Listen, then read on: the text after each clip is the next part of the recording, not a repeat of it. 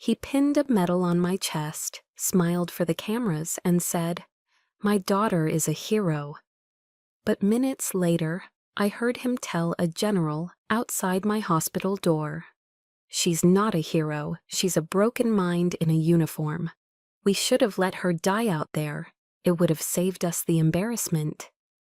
That moment shattered everything. So I made a promise, right there in that hospital bed. If they wanted me silent, I'd make sure the world heard every truth they tried to bury. My name is Greta Laird.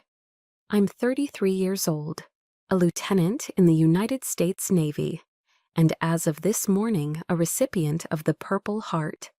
I was trained to stand tall, to salute with precision, and to never show weakness, at least not where it could be seen. But that morning I sat in a wheelchair, trapped in a body that didn't move the way it used to, cloaked in a uniform that felt more like a costume than armor. The crisp wool rubbed against fresh scar tissue, long angry lines crisscrossing my back like a map no one dared to read. My skin burned with each movement. Every thread screamed against the trauma it tried to contain. Flashbulbs flickered in rapid succession, echoing the chaos of an ambush. My eyes winced involuntarily. Cameras lined the room like a gauntlet, their lenses cold and hungry, waiting for the perfect frame. The injured war hero, decorated and obedient. General Harris stepped forward, a mannequin of military prestige. His medals gleamed, his smile didn't reach his eyes. He pinned the Purple Heart to my chest with an ease that made me wonder how many times he'd done it before. "Lieutenant Laird," he said into the microphones, "a woman of valor, an inspiration to us all." I heard the words, but they slid past me like oil on water. They weren't meant for me. They were meant for the press, for the narrative, for the people watching at home who needed to believe everything was under control. My father stood beside him, Colonel Daniel Laird, impeccably dressed, stoic, his jaw carved from stone, his posture textbook perfect. He looked at me like a commanding officer reviews a formation, not like a father looking at his daughter. I searched his face for something, anything, but found only distance. No one mentioned the nerve damage, or the chronic insomnia, or the heat of burning metal on skin. No one mentioned Ruiz or Hartley, or the moment the Orion guidance system failed and left us exposed in hostile terrain. That truth was too messy for the evening news. They needed a clean story, and I was it. I tried to smile. The effort hurt more than I expected. Painkillers turned to sludge in my throat. I swallowed anyway. Someone clapped, a camera clicked, a nurse wiped a tear from her eye. I wished I felt worthy of any of it. After the ceremony, the crowd filtered out in polite murmurs, heels clicking on the polished tile. I remained behind, still in uniform, still in pain, my body sinking into the chair as though it wanted to disappear into the linoleum. The door hadn't closed all the way. Through the sliver, I heard my father's voice. "She's not stable," he said to General Harris, calm, even. "The trauma, she's not thinking clearly. She's seeing things that aren't there. I'm proud of her service, of course, but she's becoming a liability. To the Corps, to the mission. We need to be pragmatic." My lungs stopped moving. For a moment, I forgot how to breathe. A cold, dull throb pulsed behind my temples. Liability. Not hero, not survivor, not daughter, just a burden. I gripped the armrest of the wheelchair. The vinyl creaked beneath my fingers. Heat rushed up my neck, flushing my face. My stomach clenched with something deeper than betrayal. It was erasure. He was rewriting me in real time, undoing everything I had endured, everything I had survived, with a few strategic sentences. He knew I'd hear him. He wanted me to. He stepped into the room moments later.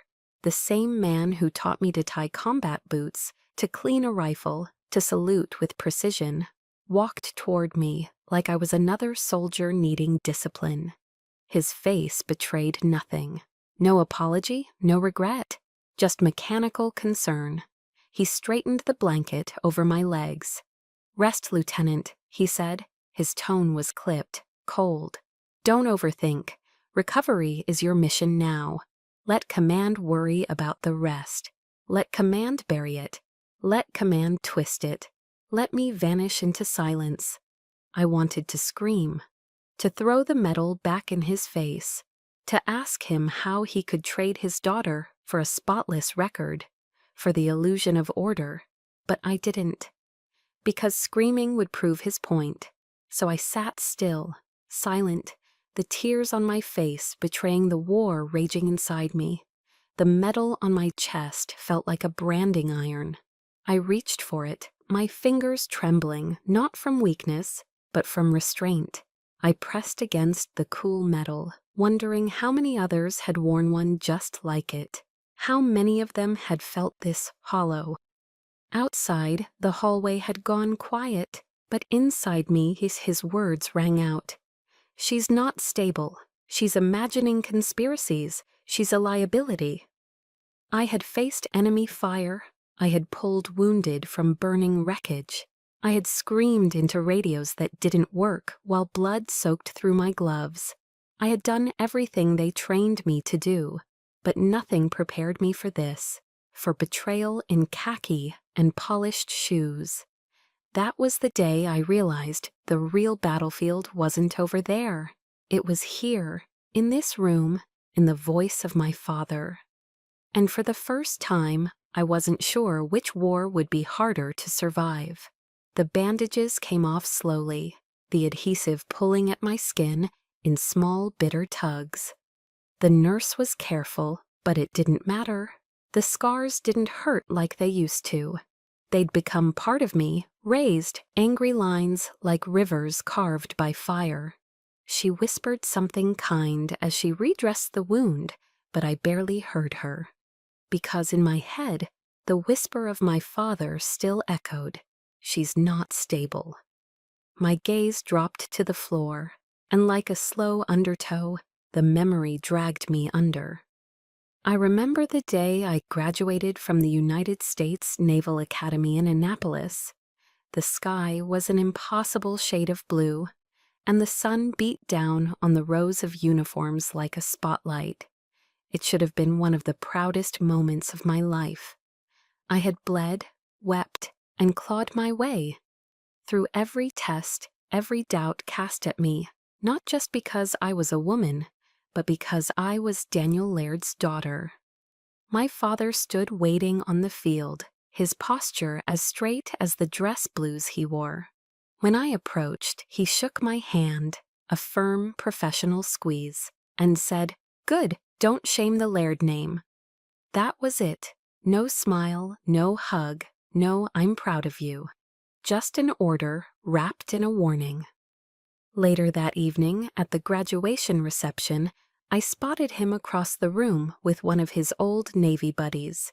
They were laughing, arms draped over the shoulders of a young male graduate, his friend's son. "This one," my father said, his voice loud with admiration. "He's the future of the Navy." I stood nearby, my diploma in hand, still crisp from the folder. The laughter stung more than any insult. I had survived Annapolis, 4 years of being underestimated, of hearing that women didn't belong on ships or in strategy rooms. I had endured it all, believing that maybe, just maybe, the finish line would earn me his respect. It didn't. But not everyone saw me through his lens. Professor Callahan did. He was older, with a shock of silver hair and a voice like worn leather, warm, steady. He taught military history, and his office smelled like aged paper and burnt coffee. It was a refuge I hadn't expected. One afternoon, he called me in after class. "Lieutenant Laird," he said, leaning forward over a battered desk. "You have the eyes of a strategist, not a foot soldier. Don't let anyone, especially not your father, convince you otherwise." I froze. No one ever talked about my father that way, certainly not with that blend of defiance and compassion. He handed me a book, ancient and frayed, about Queen Boudica, a warrior who led a rebellion against the Romans. "Courage takes many forms," he said. "Sometimes it's charging into battle. Sometimes it's standing your ground in a room full of men who think you're less." His words lit something in me. Not fire, more like a compass needle settling for the first time. That evening, I sat in my dorm room, running my fingers along the cracked leather spine of the book. For the first time, I felt like someone saw me, not as a daughter or a token, but as a leader in my own right. I carried that book through every deployment. It stayed tucked in my gear bag, even after pages began to fall out. It was my quiet defiance, my reminder. Years later, after deployments and medals and scars earned in sand and steel, I came home for Thanksgiving. The house was exactly the same: white siding, red brick chimney, a flag out front that never once touched the ground.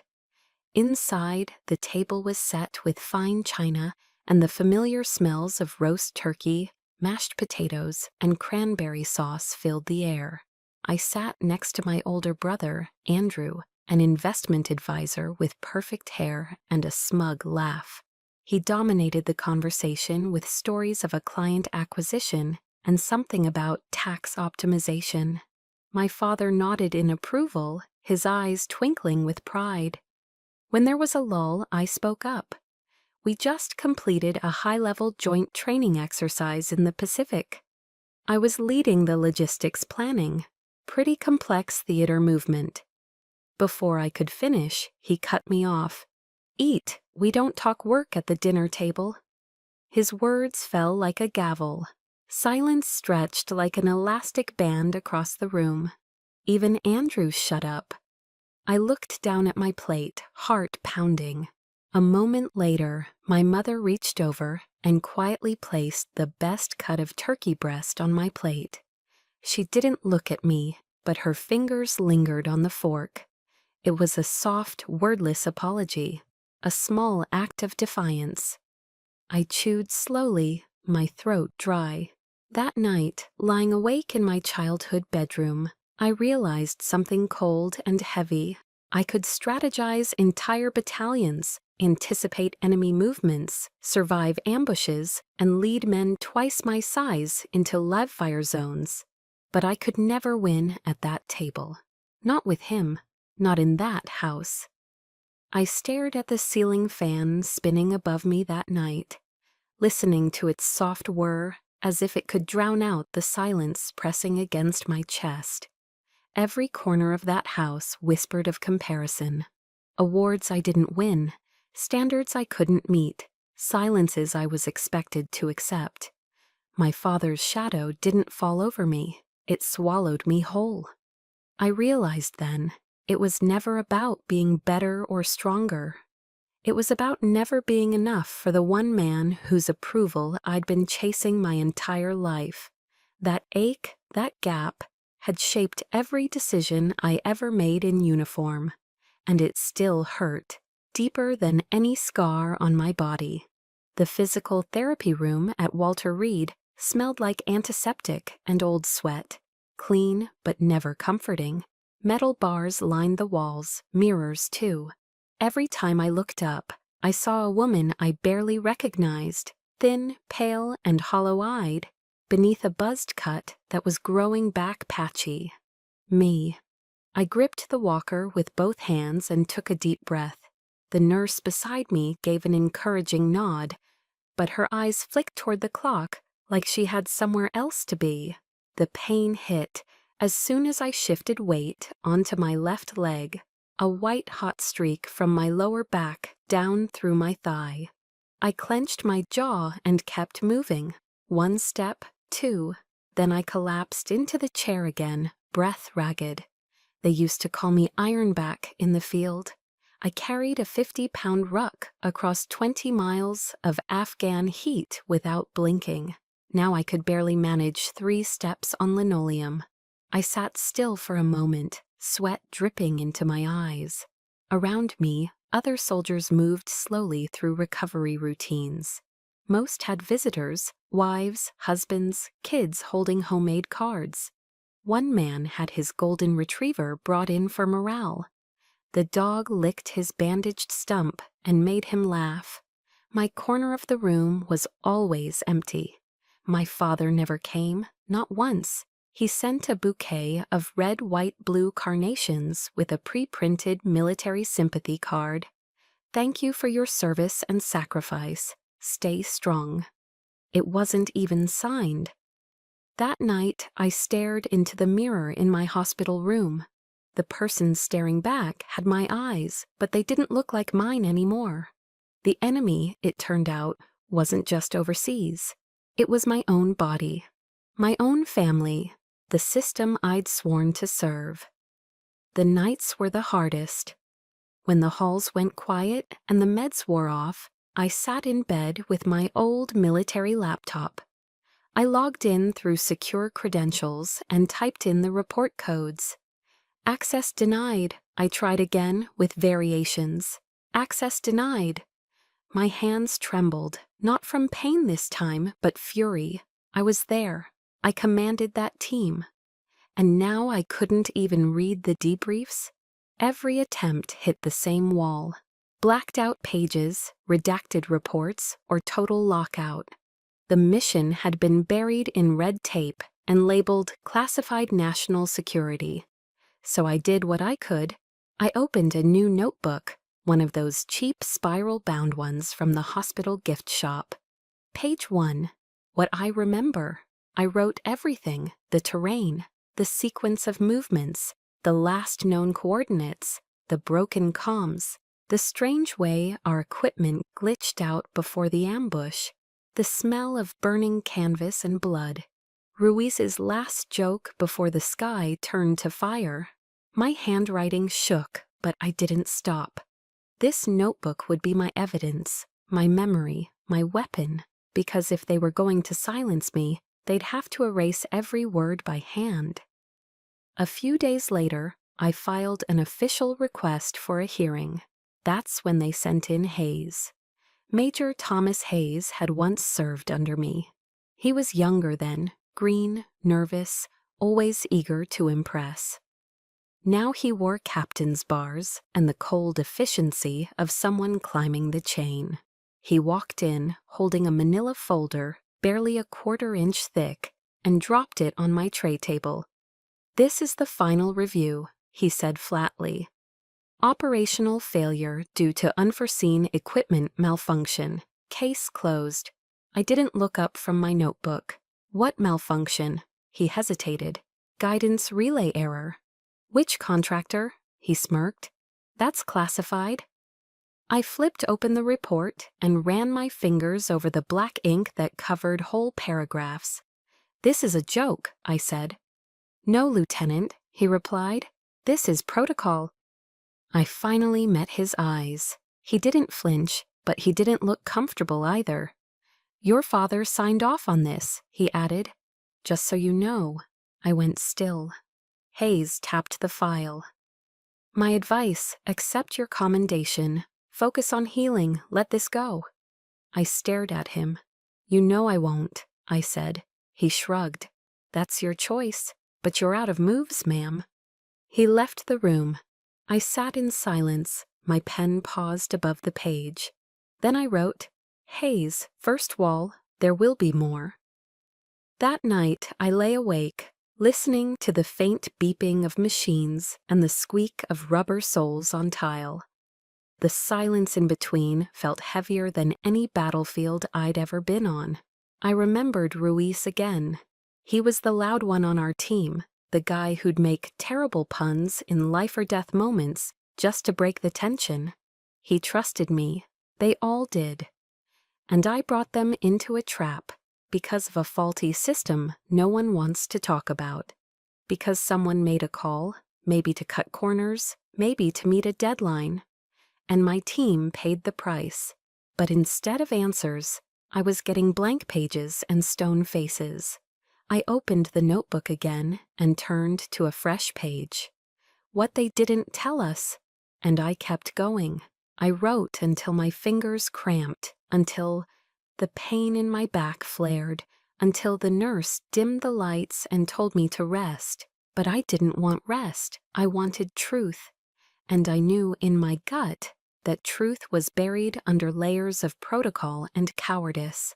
Layers built by people like Hayes, people like General Harris, people like my own father. The Serenity Prayer echoed in my head, not from church, but from a framed plaque that used to hang in my mother's kitchen. God grant me the serenity to accept the things I cannot change, the courage to change the things I can, and the wisdom to know the difference. I couldn't change what happened out there, but I could change what happened next, even if I had to do it alone. It started with a buzz, soft, barely noticeable. My personal phone, tucked deep inside the drawer by my bed, lit up for the first time in weeks. No one had that number. No one was supposed to. I pulled it out, expecting spam, or maybe a wrong number. But the message was chillingly specific. 15 Ag Bishop's Garden, National Cathedral. Come alone, tell no one. F. My heart pounded. F. I stared at the screen. It felt like something from an old Cold War spy novel. It could be a trap, a test, or a break in the deadlock that had closed around me like concrete. I told the nurse I needed air. She hesitated. You're not cleared for off-site mobility. I'm not asking, I said. Outside, I winced against the sharp spring air as I wheeled myself down the sidewalk. Every bump in the pavement jolted my spine, but I kept going, each push of the wheel whispering, almost there. The National Cathedral loomed in the distance, spires piercing the gray sky. I knew the Bishop's Garden well, quiet, shielded from the street, tucked between stone walls and hedges. It was the kind of place people went to mourn or pray, or apparently exchange secrets. He was already there, an older man in civilian clothes, sitting on a stone bench near the magnolia trees, square jaw, crisp posture despite his age. He didn't look up right away, but I recognized him, Admiral James Foster. I froze, a legend, decorated across 5 campaigns, the kind of man whose name got whispered in classified briefings. My father once said, when Foster walks into a room, generals shut their mouths. Now he was here, waiting for me. I wheeled closer, heart pounding. Lieutenant Laird, he said without turning, took you long enough. Sir? I tried to keep my voice steady.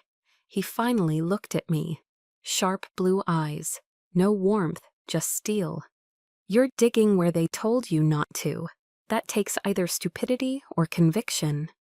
I don't have the luxury of either, I said. Just memory.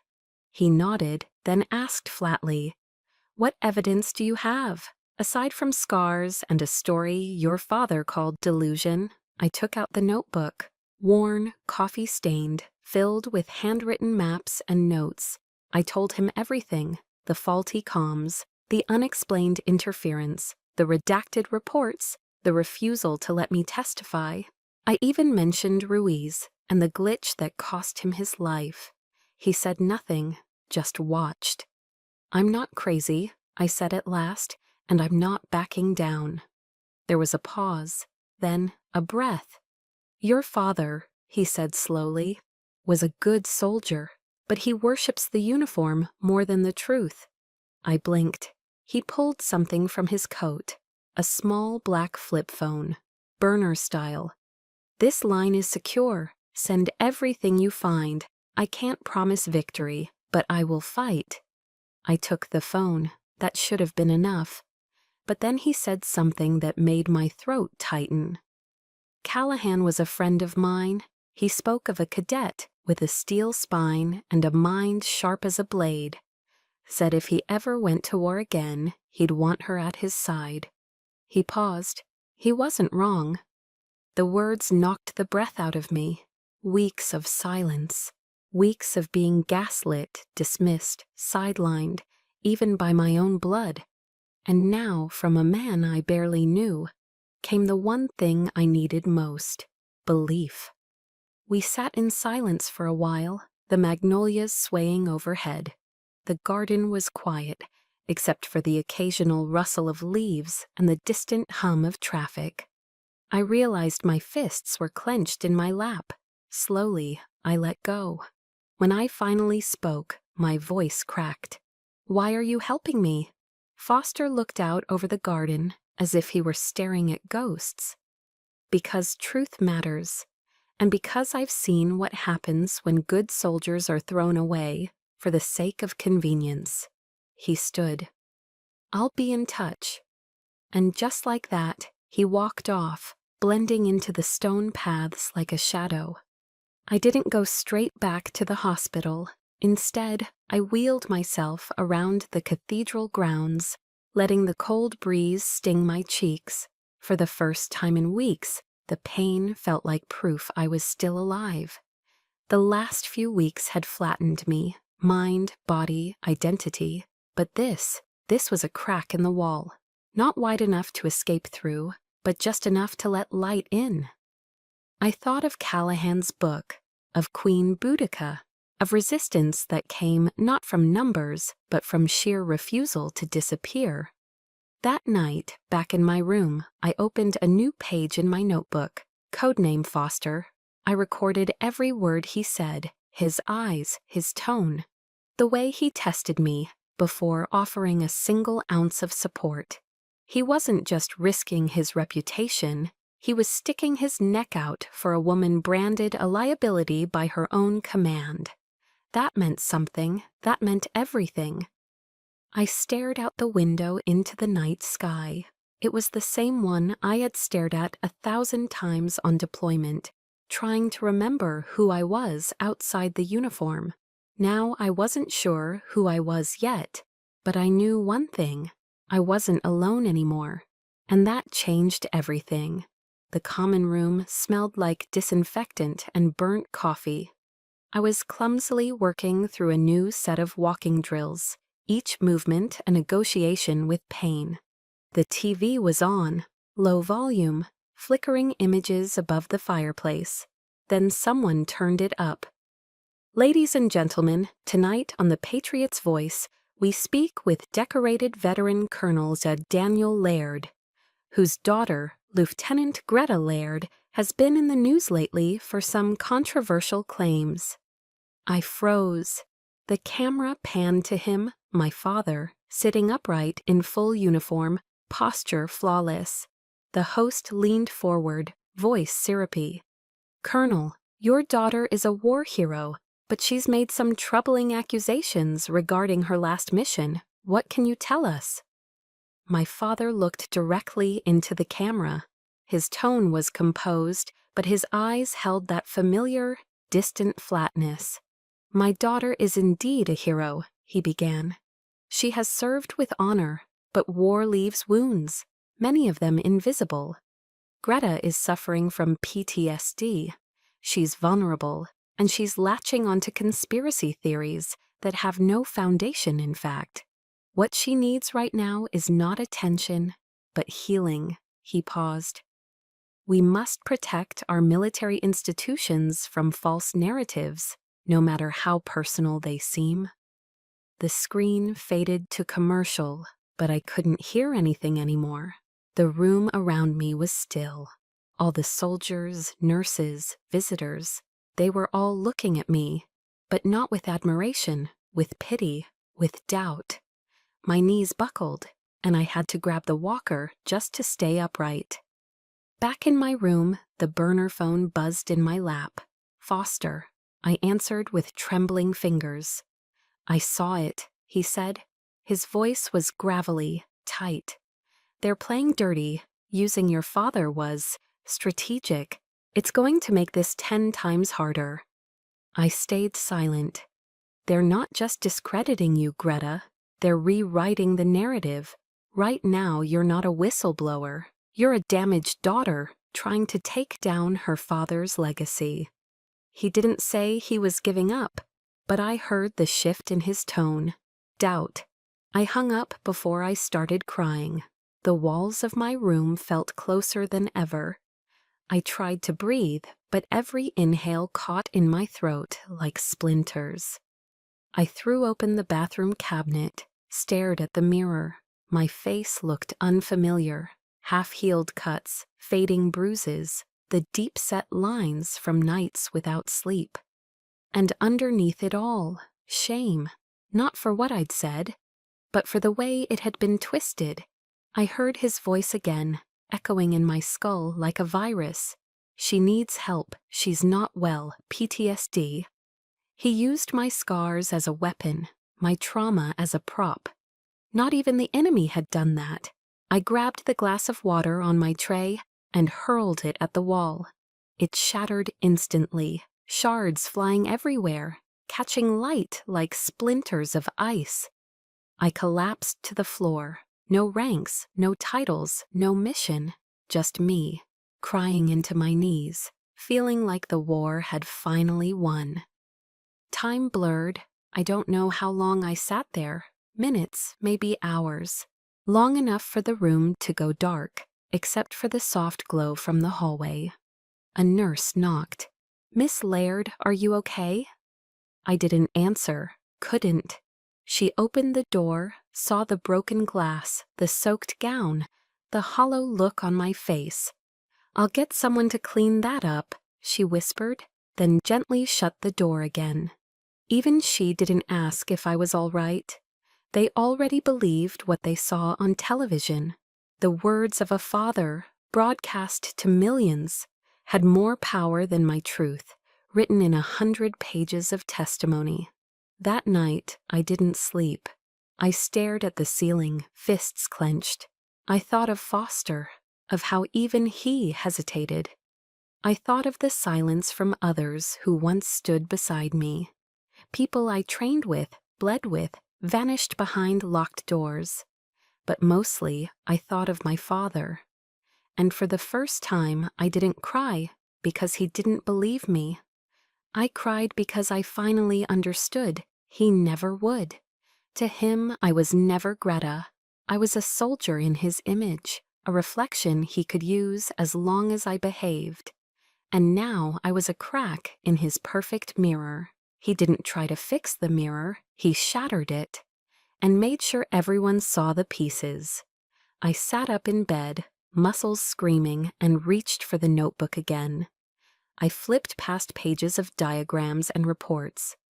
I turned to a new page, tore off the old title, What I Remember, then wrote, What They'll Try to Erase. Because that's what this was now, a war of memory. And I was done hiding mine. Even if I had to scream it from the rubble they left me in. Even if I had to bleed it onto every page. They thought they'd broken me. They were wrong. I closed the notebook and looked at the broken glass still glinting on the floor. Tomorrow they'd send in someone to sweep it up, as if nothing happened.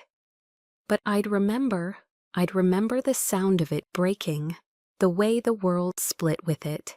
And when the time came, when they tried to bury the truth under medals and press releases, I'd hold up every shard of that glass and make them look at what they'd done.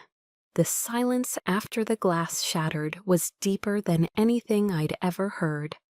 I sat there, curled in on myself among shards, feeling like something inside me had cracked wide open. No alarms blared, no footsteps came running, just me, just the echo of betrayal, lingering in the stale air of that hospital room. And then, out of nowhere, a memory broke through the fog. I was 6, tucked beneath a quilt, cold feet brushing against my grandmother's legs as she read to me from her old, worn Bible. Yea, though I walk through the valley of the shadow of death, I will fear no evil, for thou art with me. Her voice was soft, unwavering, not theatrical, just steady, like a hand holding mine in the dark. I hadn't thought about that night in decades, but now the words rang inside me like steel on steel. I wasn't religious, not in any real sense, but those words didn't feel like scripture. They felt like a challenge. Walk through it. Don't fear it. I breathed in. The air hurt going in, like I'd been underwater too long. That's when the phone rang, the landline next to my bed. I answered with a mechanical motion, already knowing. Lieutenant Laird, Hayes's voice oozed down the line, polished and smug. Per orders from General Harris, and with support from your father, you are to be transferred to the secure psychological wing for further treatment. Effective immediately. My fingers clenched.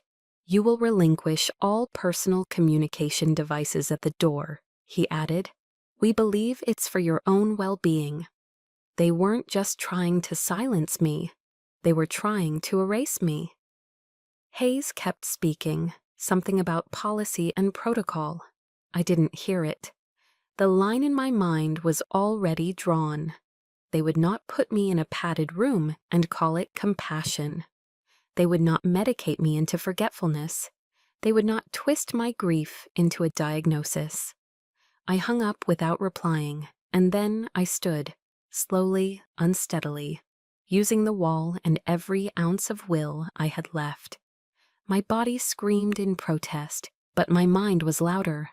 I crossed the room to the mirror, cracked from where the glass had hit earlier. My reflection was split down the middle, as fractured as I felt.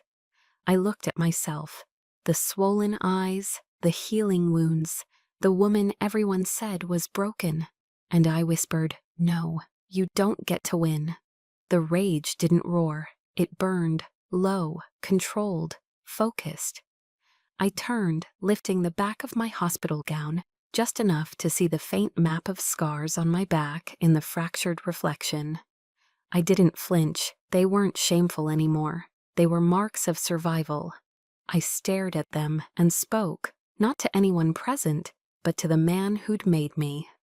"Dad," I said quietly, "you picked your side." My hand closed around one of the larger shards of glass on the floor. I pressed it into my palm, not enough to do real damage, just enough to feel pain, to feel something sharp, something alive. You chose uniform over truth, and I choose truth over blood, over silence, over the comfort of letting go. The sting grounded me, cleared my mind. This wasn't about revenge anymore. It was about remembering, about not letting them rewrite the story I lived through just because it made them uncomfortable. I grabbed the notebook, flipped to a new page, wrote in large block letters, "They tried to bury me." Then underneath, "But I remember where they stood." I smiled, just faintly. My body trembled, but my spirit didn't. The real war hadn't started yet, but I had. The transfer team would arrive at dawn. That gave me just hours.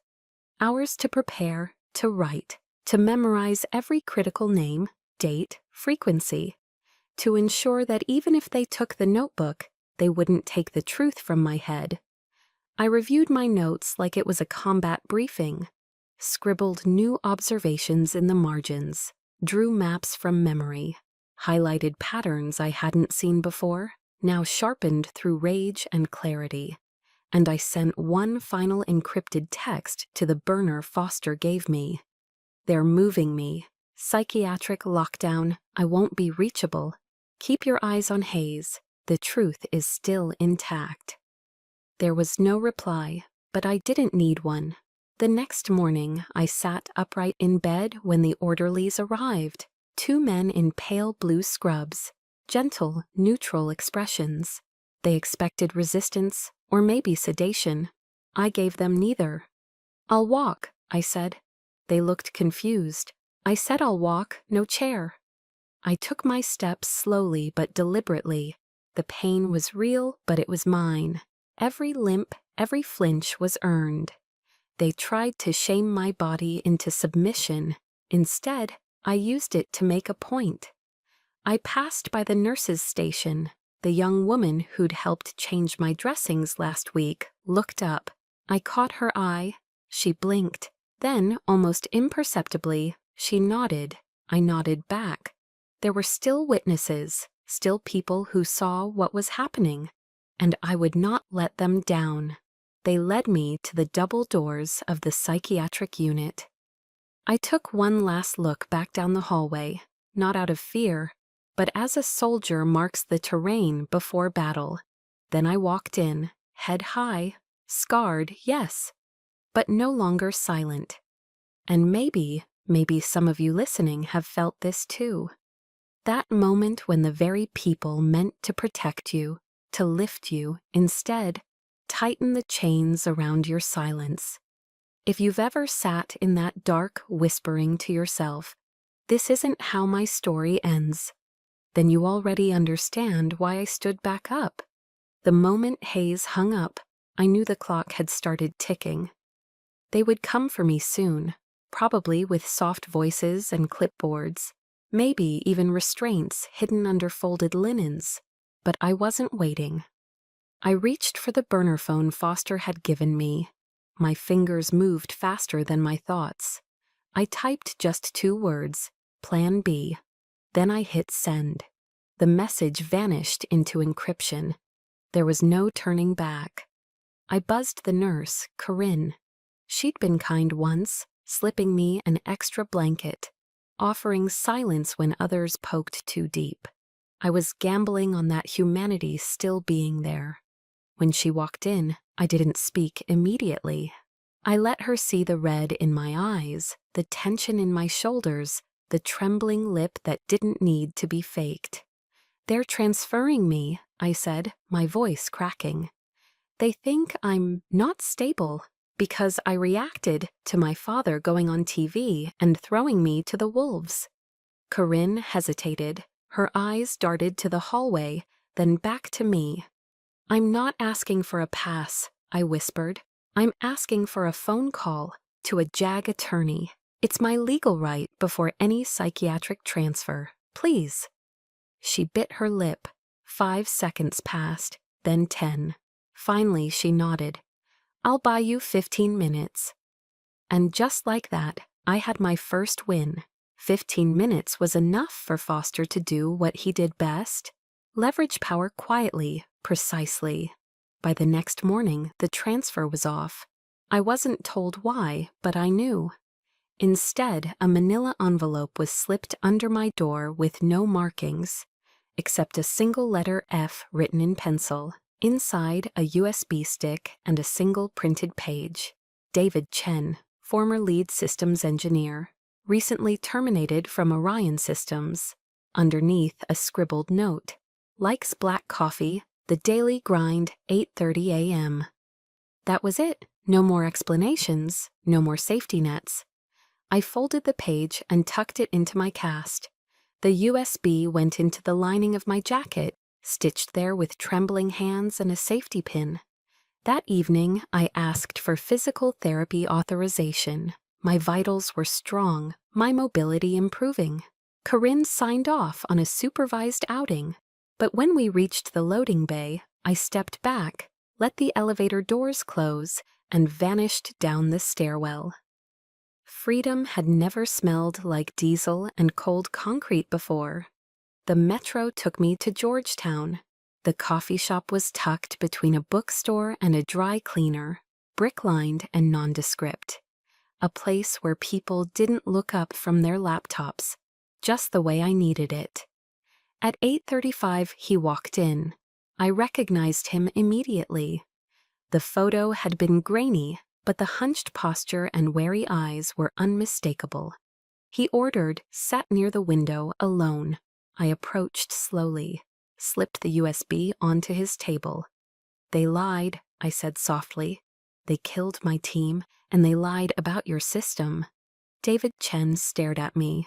His face turned pale. For a moment, he looked like he might scream. Instead, he stood, grabbed his cup, and walked out. Not a word. I sat there for 10 more minutes, breath shallow, heart like a drumline in my chest. Then I left. Back at the hospital, I had no idea whether I'd failed or just played a losing hand.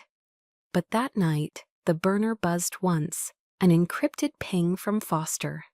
It wasn't a message, it was an audio file. I played it with headphones on, under the covers like a child hiding a flashlight. At first, static, then a voice I knew too well. General Harris. Yes, there's risk in the guidance interface, but this contract is too important to delay. If something goes wrong, it'll be labeled an acceptable combat loss. It's the cost of progress. I froze. He had said it, out loud, in a room full of executives, and now I had the tape. Chen had sent it. His silence wasn't cowardice, it was calculation. He had waited until he could move safely, anonymously. I clutched the phone to my chest, breath stolen by a wave of something I hadn't felt in weeks. Relief. It wasn't just my word against theirs anymore.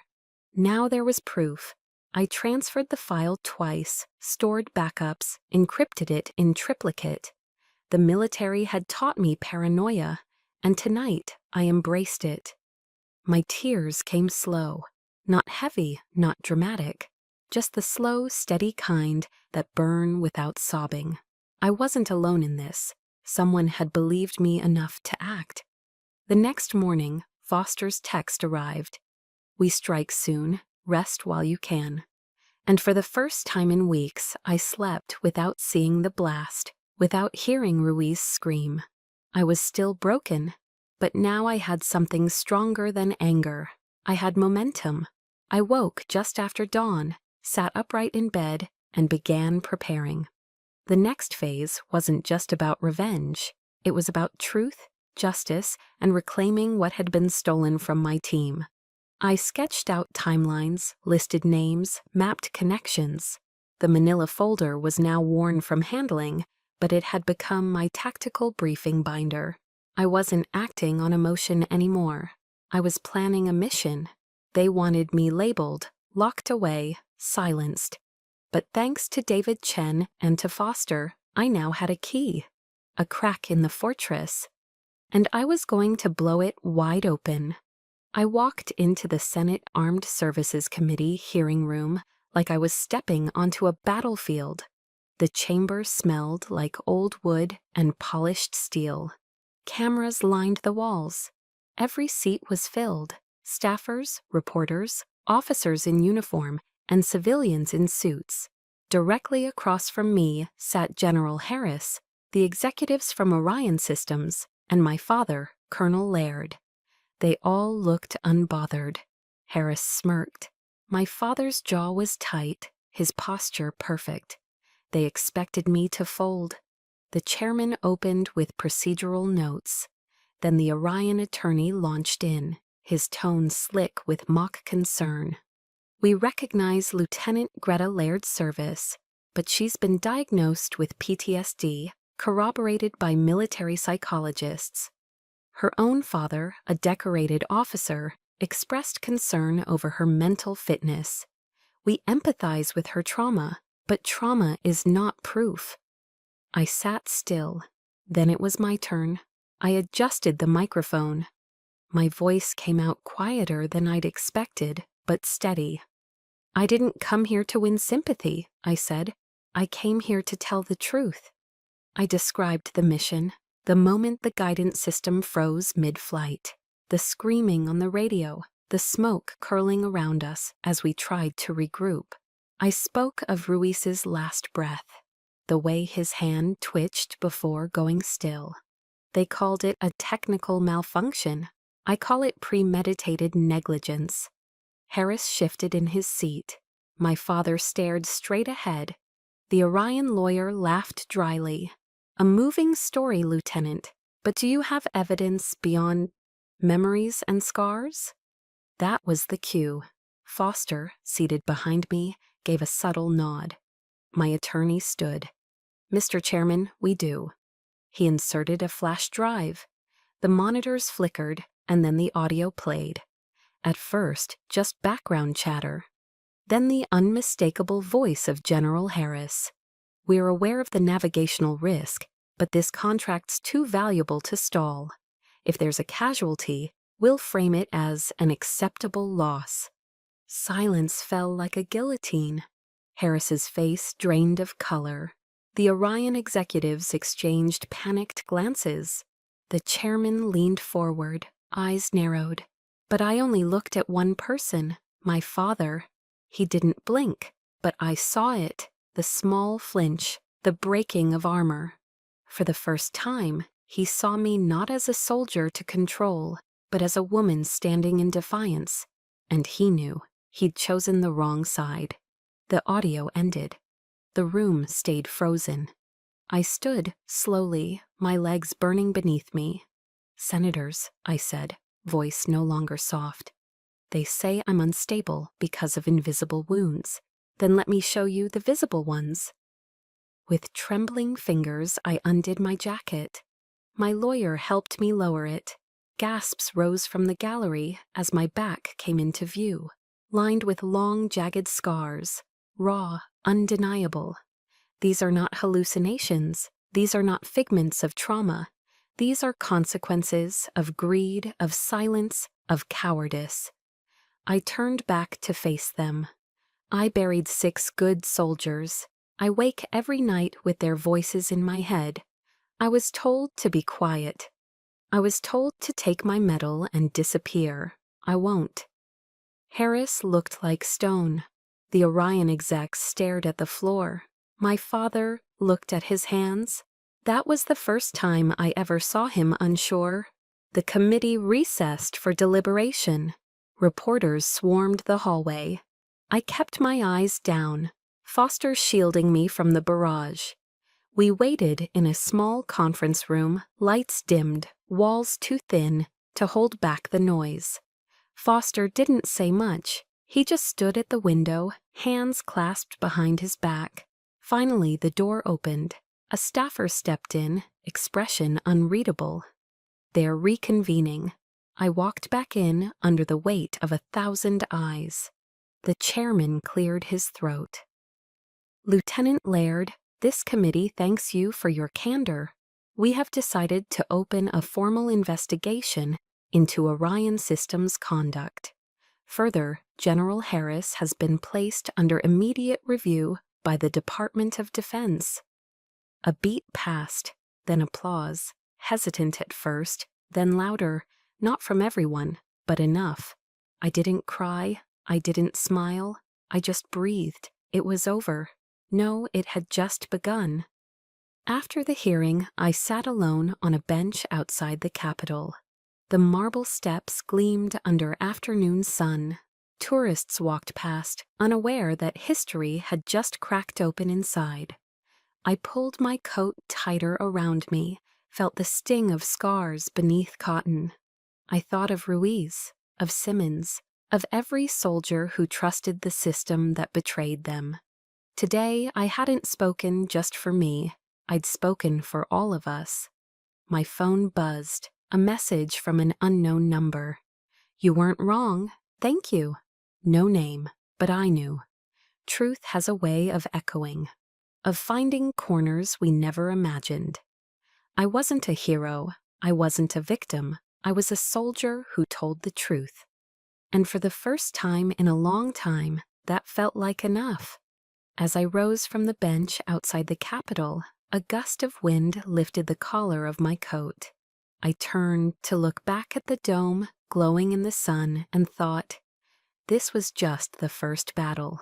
There would be hearings, questions, more shadows to chase.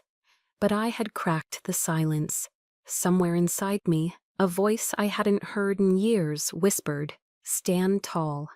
And for once I did, without shame, without fear, because from now on, the truth would walk with me. The headlines screamed vindication. Whistleblower hero turns tide on defense giant. Orion investigated for criminal negligence. General Harris under review by DOD. But in my temporary apartment off DuPont Circle, surrounded by bland furniture and the sterile scent of new carpet, I felt only silence.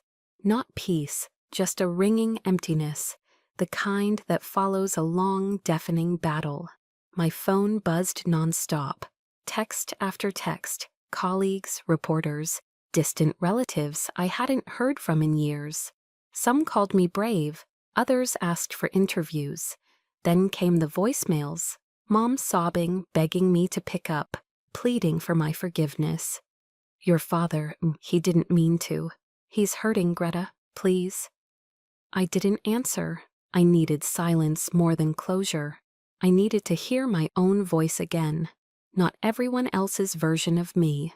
Because even though I had won, the hearings, the truth, the public, I had lost something that couldn't be reclaimed. I had lost my father. A few days later, a handwritten envelope arrived in the mail. No return address, but I knew the handwriting. I'd seen it on birthday cards, on military commendation reports, on post-it notes stuck to the fridge, reminding me to wake up for training runs. It was from him. The letter inside was short. Greta, I was wrong. I believed in a system that did not deserve it. I let pride guide me where love should have. You were right to speak up. I was wrong to doubt you. If there's any path back to you, I will take it, no matter how long. Dad. His penmanship was shakier than I remembered. Less like a commanding officer, more like a man whose hands couldn't stop the tremble of guilt. I stared at the letter for what felt like hours. Read it once, then again, and again. I cried. Not the tears of anger or relief, but grief. A mourning for what should have been. For the father I needed years ago. For the home that never really was. Part of me wanted to pick up the phone, call him, run to him. But home had always been conditional. His approval had always come with silence, with submission, with erasure of who I really was. Could I forgive him? Yes, eventually. Could I trust him again? No, that bridge had burned too hot, too completely. The letter went back into its envelope, tucked inside a drawer I didn't open often. A week later, I agreed to meet him. Neutral ground, a public park on the Potomac, just past the Kennedy Center, where the city gives way to trees and riverbanks. It was early evening, the sky pale orange. The air held that sharpness of spring turning to summer. He sat alone on a bench. I almost didn't recognize him. The man who once seemed too large for his own shadow now sat hunched, his frame smaller, more fragile. The crispness of his uniform gone. Civilian jacket, gray creeping fast at his temples. Greta, he said, rising slowly. I didn't let him speak further. I read your letter, I said, keeping my voice even. And I forgive you. His eyes watered, but he didn't interrupt. I forgive you not because what you did was okay, but because I don't want to carry this anymore. I need peace. But you have to understand, things won't go back to what they were. He nodded slightly, lips pressed tight. I can't let you back into my life right now, I continued. Maybe not ever, not because I don't love you, but because I do. And love, real love, has boundaries. Mine was crossed, repeatedly. A breeze stirred the leaves around us. He looked down at his shoes. I took a slow breath, looked out at the river. You were my hero, I said. All my life, I wanted to be seen by you. And now that I finally am, it's too late, that hurts, but I'll live with it. He opened his mouth, maybe to apologize, maybe to plead. I turned and walked away. And for the first time, I didn't look back. That walk from the park bench to the street was short, but it felt like crossing a continent. I had marched with weight on my shoulders before, packs heavier than my body, weapons slung at my side. But nothing ever weighed more than that goodbye. Back in my apartment, I sat alone. No reporters, no spotlights, no senators. Just me and the hum of the refrigerator. I opened my journal and began to write. Not for the committee, not for Foster, for me. I wrote about what it meant to speak up. What it cost to tell the truth when no one wants to hear it. What it meant to finally choose yourself, even if it means walking away from the people who gave you life. That night, I slept without nightmares. For the first time in months, I slept like a soldier who had finally laid down her weapon. Not in defeat, but in decision. The war for my truth was over, and I had survived. The next morning, I stood by the window, coffee in hand, watching the sunlight spill over the city's edge. Washington buzzed below, horns, buses, lives rushing toward whatever mattered next. And yet I stood still, not because I didn't know where to go, but because I finally had the right to choose. For so long I'd been pushed by duty, pulled by expectation, shaped by a father's silence and a system's denial. Now there was just me, Greta Laird, veteran, survivor, truth-teller. I wasn't whole, but I was real. And maybe for the first time, that was enough. A few months after the hearing, the world around me had changed. My proposal, backed fiercely by Admiral Foster, was officially adopted into military policy. They called it the Callahan Clause, a small nod to the professor who first saw in me something more than a uniform or a last name. The Callahan Clause created an independent reporting channel for service members, one that bypassed the chain of command and protected whistleblowers from retaliation. It wasn't flashy, it didn't make headlines for long, but it was real, and it would save lives, even if most people never knew it existed. When I got the news, I didn't celebrate. I just stood by my window in silence.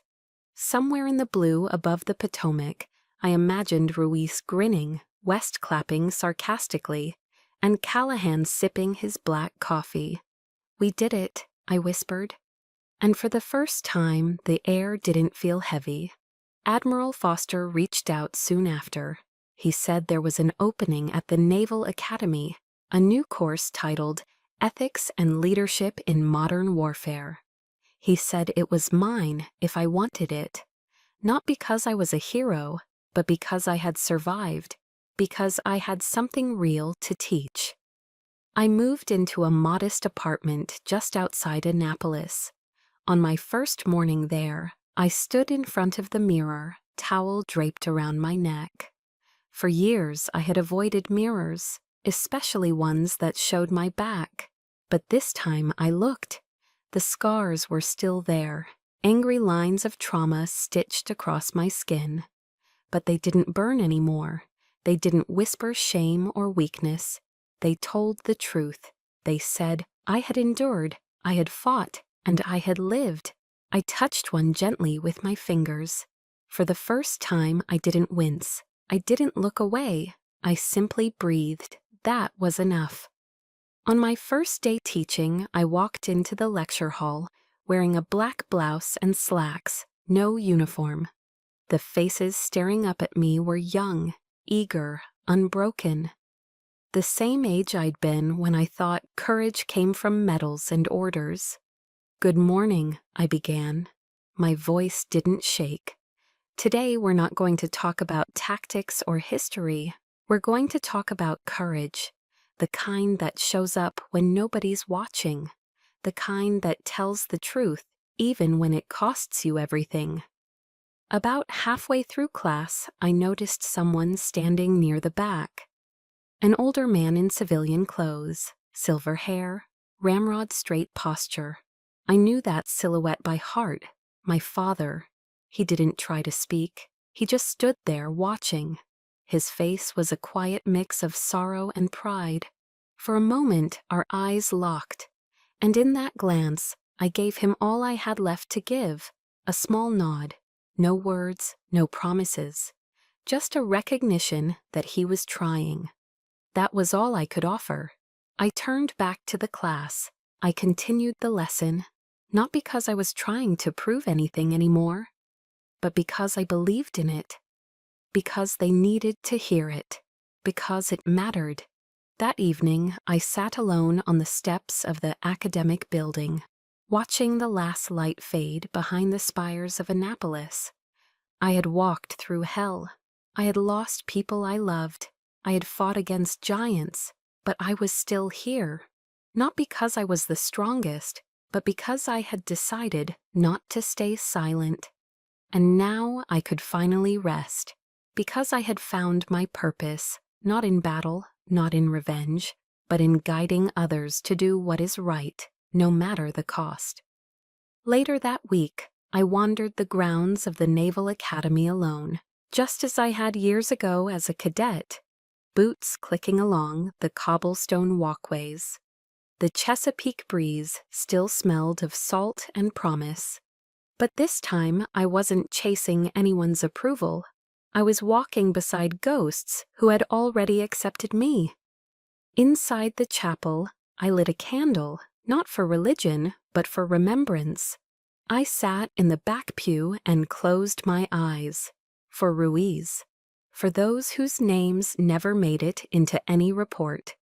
For the younger version of me who thought surviving meant staying quiet. A voice broke the silence. "Ma'am?" I opened my eyes.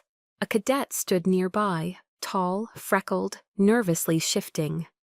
"Your lecture," she said. "It made me think. My brother's in the infantry. If something ever happens, I want to be brave enough to speak." I smiled. "Then you already are." As she walked away, I felt something inside me settle. This wasn't just teaching, it was healing. Before heading home that evening, I passed by a small memorial wall on campus, etched names and stone flowers. I didn't look away this time. I stood before it with quiet pride.